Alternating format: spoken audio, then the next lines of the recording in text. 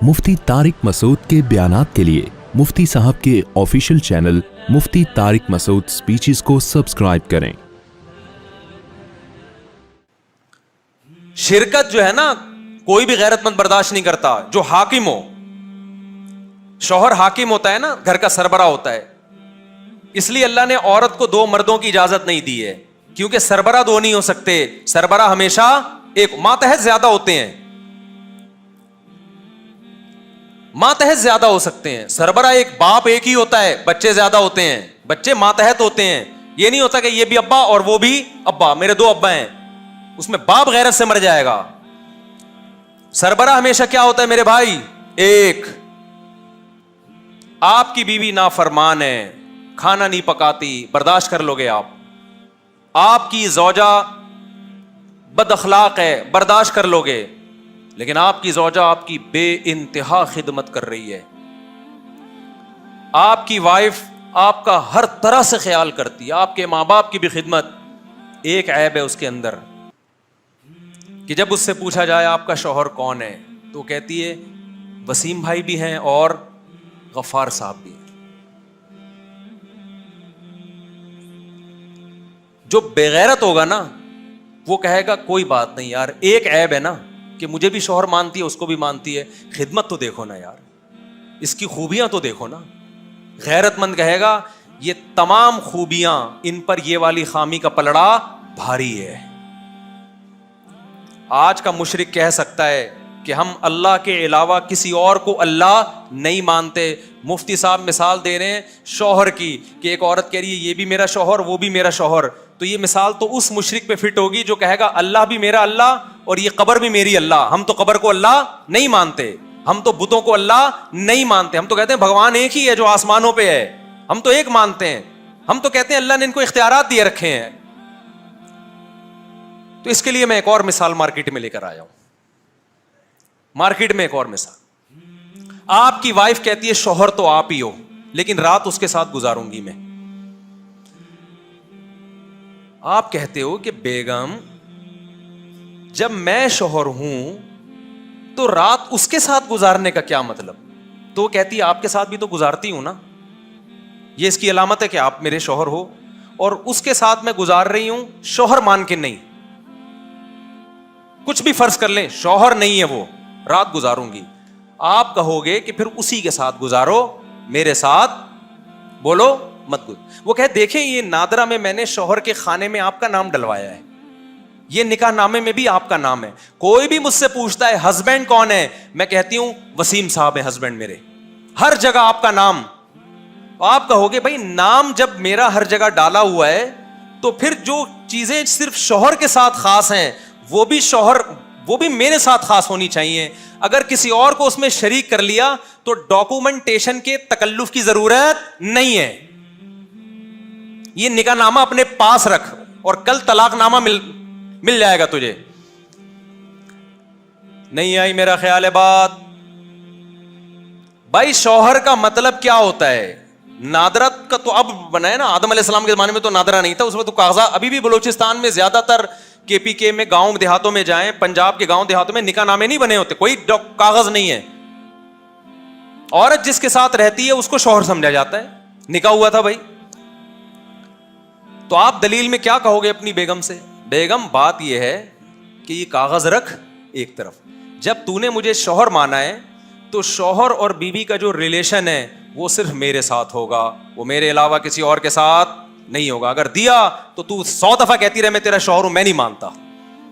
अल्लाह कहता है, बाज लोग मुझे अल्लाह कहते हैं, खालिक कहते हैं, लेकिन मखलूक और खालिक का जो रिश्ता है उसमें किसी और को मेरे साथ शरीक करते हैं। दुआ का रिश्ता, सिर्फ पुकारने का रिश्ता, ये माबूद और आबिद का रिश्ता है। दुआओं के लिए हाथ उठाना, सजदे करना, तवाफ करना, ये माबूद और आबिद का रिश्ता है। अगर कोई इबादत गुजार ये रिश्ता अल्लाह के अलावा किसी और को देता है, वो 100 दफा भी कहता है कि मैं सिर्फ अल्लाह को मानता हूं, अल्लाह उस मानने को नहीं मानता। खोपड़ी शरीफ में बात आ रही है। मैं सोच रहा हूं खोपड़ी का नाम तब्दील करके नारियल रख दूं, खोपड़ी का नाम चेंज करके नारियल रख दूं, लेकिन तौहीन का डर है इसलिए मैं नहीं ये काम करता। کھوپڑی پہ بہت لوگوں کی کھوپڑی گھوم جاتی ہے کہ یار یہ ہمیں اچھے بھلے دماغ کو مفتی صاحب کھوپڑی کیوں کہہ رہے ہیں. مشرکین کون سا یہ کہتے تھے کہ دو اللہ ہیں؟ قرآن کیا کہتا ہے؟ وَلَئِن سَأَلْتَهُم مَّنْ خَلَقَ السَّمَاوَاتِ وَالْأَرْضَ لَيَقُولُنَّ اللَّهُ. اے نبی جب آپ 360 بتوں کی عبادت کرنے والے مشرکوں سے پوچھتے ہو کہ اس کائنات کا بنانے والا کون ہے، تمام کافر، تمام غیر مسلم مشرک کہتے تھے صرف اللہ. اللہ ہے جس نے ان کو بنایا ہے. وہ بھی اللہ کو ایک مانتے تھے.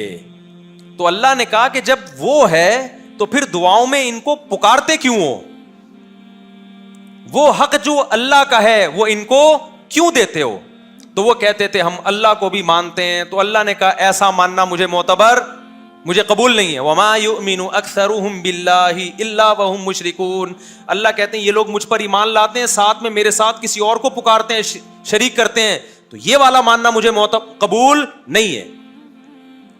شوہر محبت میں شرکت برداشت نہیں کرتا. وہ محبت جو صرف شوہر کو ملنی چاہیے کیونکہ سربراہ ہے. تو جو کائنات کا خالق ہے، کائنات کا بنانے والا ہے، پوری کائنات کا سربراہ ہے، جس میں غیرت ہم سے زیادہ، وہ کیسے برداشت کر لے گا کہ جو محبت مجھے دینی چاہیے اس میں میرے ساتھ کسی پیغمبر کو، ولی کو، کسی بت کو، کسی مخلوق کو شریک کرو؟ وہ کبھی بھی یہ برداشت نہیں کرے گا. آپ کی ساری نیکیاں ایک راکھ کا ڈھیر ہیں. ترازو میں جب یہ نیکیاں شرک کے ساتھ رکھی جائیں گی تو نیکیوں کا پلڑا ہلکا ہوگا، شرک کا پلڑا بھاری ہوگا. نہیں آئی میرا خیال ہے بات؟ دیکھو کچھ محبتیں ایسی ہیں جو صرف باپ کو دی جاتی ہیں. کس کو دی جاتی ہیں؟ باپ کو. تعظیم دوستوں کی جاتی ہے یا باپ کی؟ باپ کی. محبت دوستوں سے بھی ہوتی ہے، باپ سے بھی ہوتی ہے، ماں سے بھی ہوتی ہے، بیوی سے بھی ہوتی ہے، بچوں سے بھی ہوتی ہے. ہر محبت کا اسٹائل الگ الگ ہوتا ہے. تو ہم جب اللہ سے محبت کرتے ہیں نا، وہ بھی الگ قسم کی محبت ہے. ابا سے محبت ہوتی ہے، اس میں تعظیم کا عنصر ہوتا ہے، عظمت کا، بزرگی کا عنصر ہوتا ہے. یہ والی محبت آپ کسی اور کو دے دو ابا کی موجودگی میں، پھر آپ 100 دفعہ بولو ابا ابا تو آپ ہی ہیں، ابا کہیں گے، پھر یہ والا ابا کہاں سے لبا؟ وہ آپ کا بیٹا جواب میں کہہ رہے ابا یہ ابا نہیں ہے، دیکھو نادرا میں نے آپ کا نام ڈلوایا، آپ ہی میرے ابا ہیں. ابا کہے گا کہ جو محبت باپ کو دینی چاہیے تو وہی اسٹائل میں اس کو بھی محبت دے رہا ہے، تو پھر اس کا مطلب تو یہ تیرا باپ ہے. پھر جو محبت ماں کو ملنی چاہیے آپ کسی اور انٹی کو وہ محبت دے رہے ہیں تو ماں کو غصہ آئے گا نا. جو اولاد کو ملنی چاہیے آپ پڑوسیوں کے بچوں کو وہ محبت، وراثت ساری پڑوسیوں کے نام کر کے جا رہے ہو.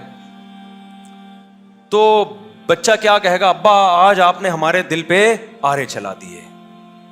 ویسے تو ساری زندگی آپ نے ہمیں تانے ہی دیے ہیں، لیکن ایک وراثت جو خونی رشتے کو ملتی ہے وہ بھی آپ نے پڑوسیوں کے بچوں کو دے دی. باپ کہے بیٹا غم نہ کرو، نادرا میں دیکھو میں نے تمہارا نام ڈالا ہوا ہے. آپ بولو گے ابا یہ نادرا کی کاپی اپنے پاس رکھو، اس کا ہمیں کوئی فائدہ نہیں، وراثت تو ساری ان کو دے دی آپ نے.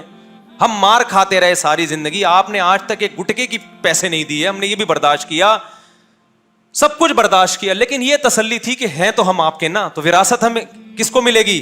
وہ تو ہمیں ملے گی، وہ بھی آپ نے کسی اور کو اٹھا کے دے دی. لیکن ابا کو اس پہ فخر ہے، بیٹا جہاں بھی محفل میں جاتا ہوں میں تمہیں اپنا بیٹا کہتا ہوں، اور جن کو میں نے وراثت دی ان کو اپنا بیٹا نہیں کہتا. تو آپ بے وقوف بن جاؤ گے ابا کی ان باتوں میں. اتنی عقل آپ میں ہے تو کیا معاذ اللہ نقل کفر، اللہ میں معاذ اللہ اتنی سمجھ نہیں ہے کہ آپ اللہ کو اللہ اللہ کہتے رہو، لیکن جب پکارنے کی بات آئے تو کبھی یا اللہ مدد، کبھی یا رسول اللہ مدد چلا دیا آپ نے، کبھی یا اللہ مدد چلا دیا، کبھی یا علی مدد چلا دیا، کبھی یا اللہ مدد چلا دیا، کبھی یا غوث اعظم مدد چلا دیا، کبھی بیت اللہ کے گرد طواف کر رہے ہو، کبھی قبر کے گرد بھی کر رہے ہو جا کے. اللہ کا گھر اور قبر آپ کی نظر میں کیا ہو گئے؟ برابر ہو گئے. پھر آپ 100 دفعہ بولتے رہو میں توحید کو مانتا ہوں، میں لا الہ الا اللہ کہتا ہوں. ایسا لا الہ الا اللہ تو قادیانی بھی پڑھتا ہے، کیا وہ جنت میں چلا جائے گا؟ خالی لا الہ الا اللہ، لا الہ الا اللہ کا جو مفہوم ہے وہ سمجھ کے پڑھیں گے تو مسلمان ہوں گے بھائی. ابو جہل کو مطلب پتا تھا لا الہ الا اللہ کا، اس لیے اس نے نہیں پڑھا. ابو جہل آج کے دور میں ہوتا کہتا ہے یار یہ تو ان کے یہاں تو 20 مطلب ہے لا الہ الا اللہ کے، مجھے کیا پتا تھا یہ والا مطلب بھی نکل سکتا ہے، تو وہ پڑھ لیتا. وہ اس کو پتا تھا بھائی جو محمد صلی اللہ علیہ وسلم کا جو مطلب ہے نا لا الہ الا اللہ والا، وہ مطلب اس سے میرے نظریات کے دھجیے اڑ جائیں گے. اس لیے وہ نہیں, آخری دم تک نہیں پڑھا اس نے.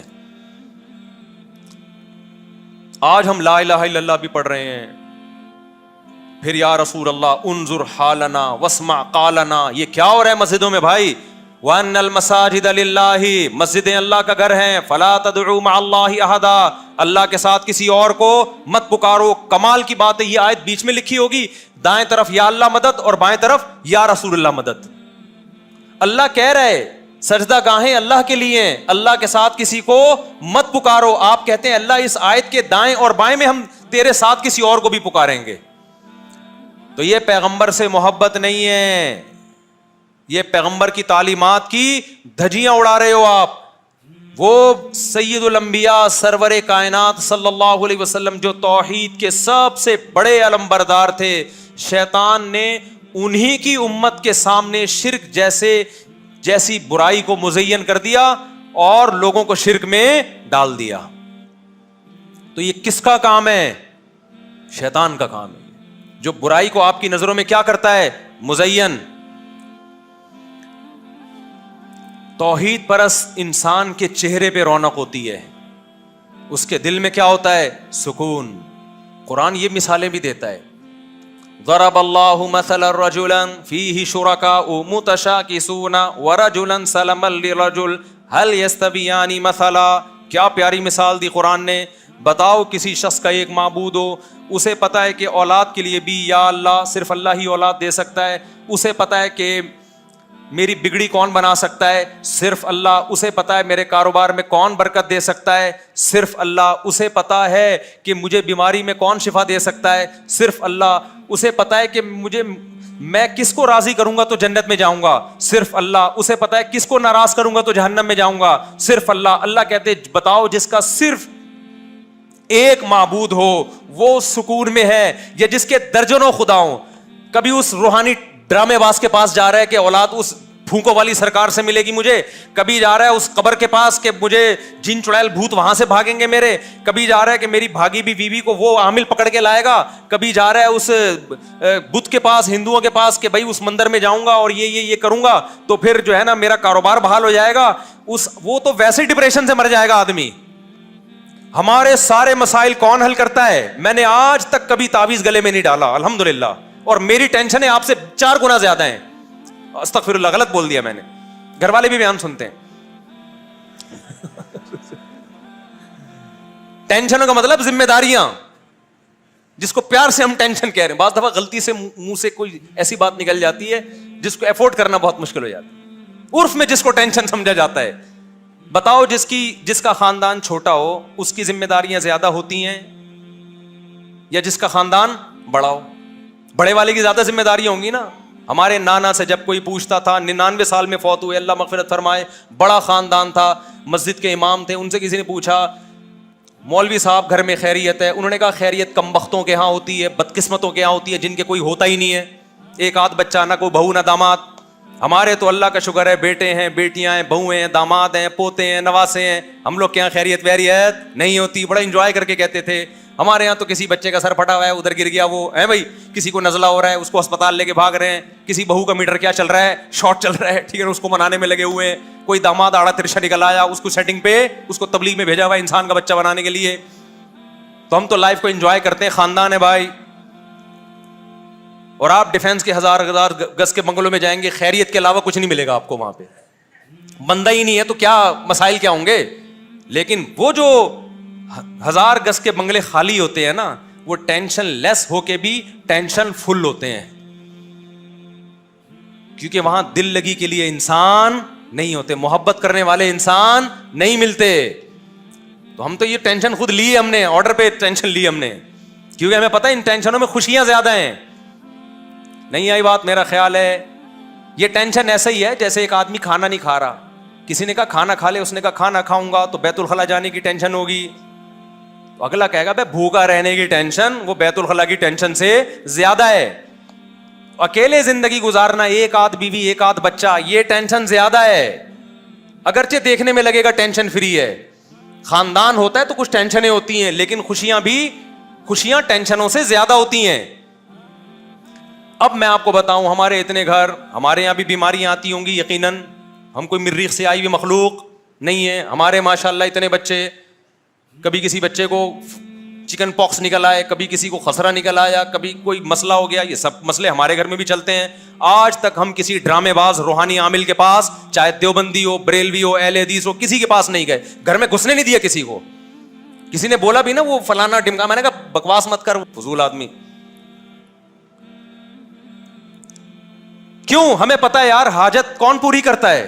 اللہ. ہم نے اپنے والد صاحب کو دیکھا, تبلیغ میں وقت لگاتے تھے, تبلیغ میں ایک بات سیکھی, اللہ سے ہوتا ہے, اللہ کے غیر سے نہیں ہوتا. ایسا والد صاحب کا ایمان تھا. حضرت شیخ الحدیث مولانا زکریا رحمۃ اللہ علیہ کی صحبت میں والد صاحب نے وقت گزارا. ہم نے دیکھا ہمارے والد کو جب کوئی ٹینشن ہوئی 2 رکعت پڑھ کے اللہ سے, میں بیمار ہو گیا تھا ایک دفعہ, مرنے لگا تھا بالکل, ڈاکٹر نے کہہ دیا تھا کہ مر جائے گا یہ. مجھے یاد ہے میرے والد صاحب مسجد میں گئے, میرے لیے انہوں نے اللہ کے سامنے ہاتھ اٹھا کے دعا مانگی ہے.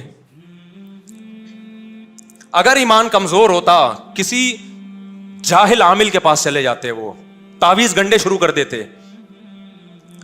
مجھے اہل حدیثوں پہ بڑا افسوس ہوتا ہے, صرف ایک اہل حدیث فرقہ ایسا بچا تھا جس میں یہ روحانی ڈرامے باز نہیں تھے, رقیہ کے نام پہ ڈرامے کرنے والے نہیں تھے. افسوس کے ساتھ کہنا پڑتا ہے اہل حدیثوں میں بھی ایسے لوگ پیدا ہو گئے ہیں. اہل حدیث کمیونٹی سے میری گزارش ہے, ان کو کنٹرول کرو, نکالو ان لوگوں کو اپنی جماعت سے. تو یاد رکھو روحانی عامل چاہے رائے کا مقیمین ہوگا نا, رائے کا مقیمین ڈرامے باز ہے وہ. یہ میری بات کان کھول کے سن لو, دل میں اتار لو. یہ بڑے بڑے علماء کو بیوقوف بناتے ہیں. ابھی لاہور میں ہم بیٹھے ہوئے تھے دعوت میں, ایک ڈرامے باز آ گیا روحانی عامل, تعارف کروا رہا ہے میں روحانی علاج کرتا ہوں. مجھے غصہ اس پہ آیا کہ تو میرے سامنے یہ تعارف کیوں کروا رہا ہے بھائی, تجھے شرم نہیں آتی؟ ساری دنیا کو پتا ہے میں روحانی عاملوں کے خلاف بولتا ہوں, اور تو میرے سامنے آ کے تعارف کروا رہا ہے. اس کا مطلب اپنی بےزتی خود کروا رہا ہے نا. بعض لوگوں کو اپنی بےزتی اپنے ہاتھوں سے کروانے کا شوق ہوتا ہے. مجھے آ کے مت بتاؤ, میں کو پوچھ رہا ہوں تم چور ہو, اچکے ہو, تم کیا ہو؟ مجھے آ کے تعارف کیا کروا رہے؟ حضرت میں کیا کرتا ہوں؟ روحانی علاج. میں نے کہا اس آدمی کو اپنی بےزتی میرے ہاتھوں کروانے کا شوق ہے. میں نے کہا یہ سب ڈرامے باز ہوتے ہیں. سب لوگ بیٹھے ہوئے تھے نا. اب ظاہر ایک داڑھی والا آدمی, پگڑی والا, چہرے پہ نور, وہ آپ کی خدمت میں آئے گا اور آپ اس کو کہہ دو ڈرامے باز ہوتے ہیں, اس کی طبیعت سے بےزتی ہوگی کہ نہیں ہوگی؟ کسی مسلمان کی ایسی بےزتی جائز نہیں ہے, لیکن جو اپنی کروانا چاہ رہا ہو اس کی فرض ہے. جتنے روحانی عامل ہیں نا مجھ سے ملیں, میں آپ سے نہیں پوچھوں گا آپ کیا کرتے ہیں.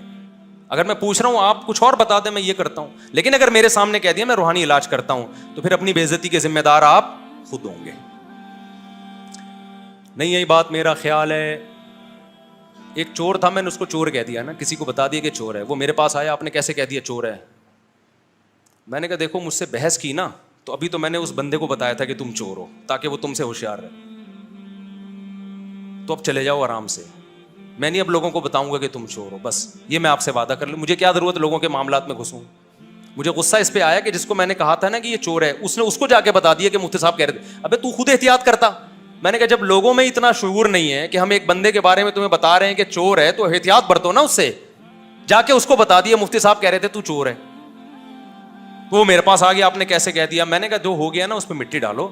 اگر زیادہ ایکسپلینیشن چاہی نا تو میں ثبوت بھی پیش کروں گا, لیکن ریکارڈنگ کے ساتھ پھر یوٹیوب پہ ڈالوں گا میں, کہ تمام حضرات سے گزارش ہے کہ یہ چور ہے اور اس کے یہ ثبوت ہیں اور اس سے ہوشیار رہیں. میں نے کہا پھر جب بحث ہوگی نا تو پھر ہمارا اسٹائل یہ ہے کہ ہم بحث کرتے نہیں ہیں, کرتے ہیں تو پھر یوٹیوب پہ لائیو بحث چلے گی. وہ بھاگ گیا. اس نے کہا اسی میں جتنی بےزتی ہو گئی اتنی کافی ہے, عزت کے چکر میں زیادہ بےزتی خطرناک. تو اللہ تعالیٰ قرآن میں فرماتے ہیں جس کا ایک خدا ہے, ہر مراد کس سے پوری ہوتی ہے بھائی؟ اللہ سے. وہ سکون والی زندگی میں رہتا ہے. وَإِذَا مَرِضْتُ فَهُوَ يَشْفِينِ. ابراہیم علیہ السلام نے فرمایا بیمار ہوتا ہوں تو شفا کون دیتا ہے؟ اللہ. سارے کام ایک. اللہ کہتے ہیں وہ زیادہ سکون میں ہے یا جس کے 20 خدا ہیں. پھر وہی آپ کہو گے ہمارے خدا تھوڑی ہیں. بھائی کام تو تم ویسا ہی کر رہے ہو, ان کو تم نے خدا تو بنا لیا نا عملی. ہاں وہ میں وہ قصہ سنا دوں. وہ روحانی عامل آئے, میں نے کہا ڈرامے باز ہوتے ہیں. ایک دم نا یوں کر کے, اچھا یہ اتنے بے شرم ہوتے ہیں, ان کو غصہ بالکل نہیں آتا. غصے والی بات پہ بھی کسی کو غصہ نہیں آ رہا نا تو یہ اچھے اخلاق نہیں بلکہ یہ تھوڑے سے بے شرم ہونے کی بھی بعض دفعہ دلیل ہوتی ہے. بعض دفعہ اچھے اخلاق کی بھی ہوتی ہے لیکن ان لوگوں میں نہیں آتا یہ استغفر اللہ زیادہ ہو جائے گی. پھر وجہ اس کی ہے کہ ان کو پتہ ہے مشہور آدمی کے خلاف ہم نے ابھی غصہ کیا تو یہ جو میرے یہاں مریدین بہت سارے ان کے وہیں مریدین بیٹھے ہوئے تھے یہ بدک جائیں گے تو ابھی تحمل بردباری. پھر کہنے میں نے کہا دیکھو سعودی عرب میں تو جنات نہیں ہوتے, شارجہ میں بھی نہیں ہوتے, دبئی میں بھی نہیں ہوتے, یہ سارے یہیں ہوتے ہیں. انہوں نے کہا نہیں حضرت اب وہاں بھی ہیں, ہم جا رہے ہیں علاج کے لیے. میں نے کہا آپ کے جانے سے ہوئے ہیں, یہ ذہن میں رکھنا. پاکستانی عاملوں نے سعودی عرب کے علماء کو بھی الو بنانا شروع کر دیا ہے. عوام کی بات نہیں کر رہا, وہاں کے علماء کو الو بنانا شروع کر دیا ان عاملوں نے. وہاں تو یہ چیزیں تھیں نہیں, اور اگر دو چار کوئی لاکھوں میں کوئی ایک جن بھوت آ بھی جاتا تھا وہیں کے علماء سورہ فلق سورہ ناس پڑھ کے دم کرتے تھے, بھاگ جاتا تھا, شارجہ میں بھی دبئی میں بھی. اب یہاں سے باقاعدہ جو عامل لوگ ہیں نا جا جا کے سعودی عرب کے بڑے بڑے علماء کے ساتھ سیلفیاں بھی لے رہے ہیں, ان پہ دم بھی کر رہے ہیں, ان کو بیوقوف بنا رہے ہیں, اور ان کا منجن دبا کے پھر یہاں بک رہا ہے. ایک گیا سعودی عرب میں کہہ رہا ہے میں فیکٹری چلا کے آ جاؤں, دم کیا میں نے, سعودیہ کی فیکٹری چل گئی, بکواس کر رہا ہے, جھوٹ بول رہا ہے. تو اب آپ دیکھیں گے پاکستانیوں نے اور تو کوئی چیز ایکسپورٹ نہیں کی ہے, روحانی عامل کو ایکسپورٹ کرنا شروع کر دیا.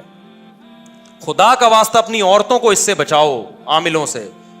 یہ عامل چلاک آپ کی عورتوں پہ بھی قبضہ کرتے ہیں, اللہ ماشاء اللہ کچھ نیک بھی ہوتے ہیں جو, لیکن جو نیک ہے اس کے اوپر کی سیٹنگ آؤٹ ہوتی ہے.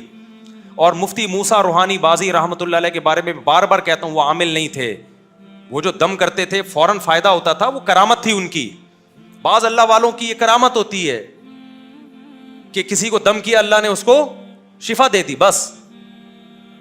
بخاری میں ہے نا واقعہ, پچھلی امتوں میں ایک شخص تھا وہ نابینا لوگوں کے آنکھوں پہ ہاتھ رکھتا, بینائی آتی, تو یہ کرامت کہلاتی ہے. یہ سارے کام اللہ کر رہا ہوتا ہے, اس میں اس بزرگ کے اختیار نہیں دیا ہوتا اللہ نے.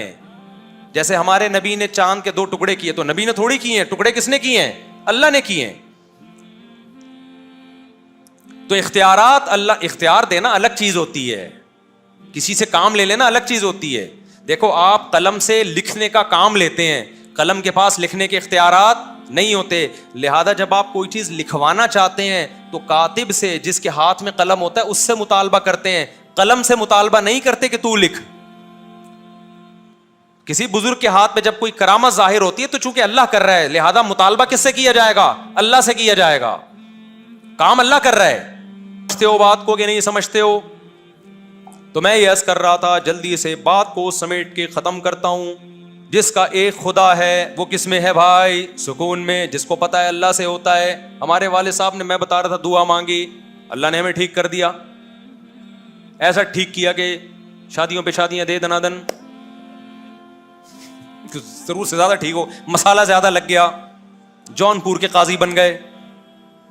وہ ہے نا جون پور کے قاضی, وہ ایک گدھا, انہوں نے بہت فارورڈ کر کے چلاتا ہوں, بہت لوگ سن کے بور ہو گئے. ایک آدمی اپنے گدھے کو, قاری صاحب کہہ رہے تھے تو گدھا تھا, میں نے تجھے انسان بنایا. ایک بچے کو کہہ رہے تھے, ایک دیہاتی کھڑا ہوا تھا, اس نے بولا بھائی تو گدھے کو انسان بناتے ہیں. اس دیہاتی کو پتہ نہیں کہ بھائی یہ تو محاورہ ہے.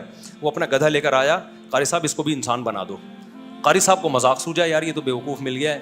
قاری صاحب نے کہا اس پہ مسالہ لگاؤں گا تو انسان والا مسالہ نا 3-4 دن لگیں گے انسان بننے میں. اب ظاہر ہے کہاں بننا تھا یار. تو وہ آیا کہ میرا گدھا انسان بن گیا. انہوں نے کہا مسالہ تھوڑا زیادہ لگ گیا ہے غلطی سے. تو وہ عام انسانوں کے بجائے اعلیٰ درجے کا انسان بن گیا, جون پور کا قاضی بن گیا, وہ جج. تو یہ گیا, خیر قصہ مختصر, جا کے نا اس کو گھاس دکھا رہے جج کو, وش وش کر کے نا. وہ جج کہہ رہا کیا ہو گیا؟ کہہ رہے زیادہ شور نہ مار, تو میرا ہے, تو میرا گدھا ہی نا, تو مسالہ زیادہ لگ گیا تو انسان بن گیا. تو ہمارے والد صاحب نے میرے لیے دعا مانگی, اللہ اس کو شفا دے دے. چھوٹا تھا میں, بہت خون کی پیچش تھی, بہت ہی خطرناک. تو شاید اللہ نے ایسی دعا قبول کی ہے کہ ایسی صحت بن گئی الحمدللہ, اللہ نظر بد سے بچائے, کہ مسالہ کیا لگ گیا, شادیوں پہ شادیاں. یہ تو اسلام نے ہمیں روک دیا بھائی, 4 پہ روک دیا, بریکیں اللہ نے لگائی ہیں, ورنہ کسی کا باپ بھی ہمیں نہیں روک سکتا تھا. لوگ مذاق اڑاتے یا جو مرضی کرتے, کسی کا باپ میں دم تھا تو روک کے بتا. میں گھر والوں سے بولتا ہوں اللہ کا شکر ادا کرو, اللہ نے مجھے روک دیا. سسرال والوں سے بھی کہتا ہوں اسلام کا احسان ہے. کیا خیال ہے بھائی؟ ورنہ کسی کے باپ, کوئی مائی کا لال آج تک ایسا پیدا نہیں ہوا ہے. خودکشی کی دھمکیاں اور فلانی دھمکیاں, لوگ پتہ نہیں کیا کیا کر رہے ہوتے ہیں, پڑوسیوں کی طرف سے بدنامیاں, یہ وہ اوٹ پٹانگ فضول باتیں. بھائی اللہ نے جب اجازت دی ہے تو یار کسی کے باپ میں دم میں روک. ہمیں تو لگا کہ یہ بھی یعنی اللہ کے ساتھ گویا کہ ہم کسی کو شریک کر رہے ہیں. اللہ کہہ رہے کر لو, پڑوسی کہہ رہے نہیں کرو. ابے تو خدا ہے کیا؟ میں اللہ سے پوچھوں گا یار میں نے کیا کرنا ہے کیا نہیں کرنا ہے؟ مجھ سے کوئی غلطی اگر ہوگی تو میں کس سے معافی مانگوں گا؟ اللہ کی نافرمانی پہ معافی کس سے مانگی جاتی ہے؟ اللہ سے. تو اطاعت کس سے کی جاتی, کس کی جاتی ہے؟ اللہ کی. تو جس کا ایک خدا ہو وہ کیا ہے؟ اس کو پتہ ہے غلطی میں کیا کرنا ہے اور عبادت میں کیا کرنا ہے. مسائل حل کون کرے گا؟ اس کی طبیعت میں کیا ہو گیا میرے بھائی؟ سکون. سارے کام کس کی طرف؟